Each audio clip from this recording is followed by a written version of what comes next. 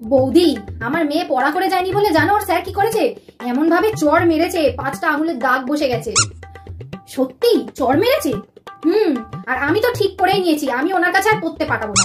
আর তার থেকে বড় কথা, একটা পুরুষ মানুষ আমার মেয়ের গায়ে ওভাবে চড় মারবে? ওনার নামে আমি পুলিশ কেস করব। হ্যাঁ, পুলিশ কেস তো করার কথা, চড় মারবে? এত বড় সাহস! আর তাতে কি হয়েছে বলো? যে পড়া করে যায়নি, 1 মাস ধরে পড়া করে যায়নি, তাতে কি হয়েছে? একটু তো আদর করেও বোঝাতে পারতো, তাই বলে মারবে? ঠিক কথা, 1 মাস ধরে পড়া করেনি, এমন কি ব্যাপার তাই বলে ওভাবে মারতে হবে? ফেল করবে ঠিক আছে, তাতে ওনার একটু দোষ হবে, তাতে কি হয়েছে? একটু আদর করে বোঝালে ঠিক থাকতো, মারবে কেন বলো? হ্যাঁ, আর এমা তোর কি হয়েছে? আর তোর গালে দাগ কেন? আরে ও কিছু না, আমি ওর স্যারকে বলে এসেছিলাম যদি পড়া না করে মেয়েরা পিঠের ছাল তুলে নিতে, মাংসগুলো খুলে নিতে, হাতটা আমার জন্য বাঁচিয়ে রাখতে। আমি আবার মাংস বুঝিয়ে নেবো, তাই মনে হয় মেরেছে।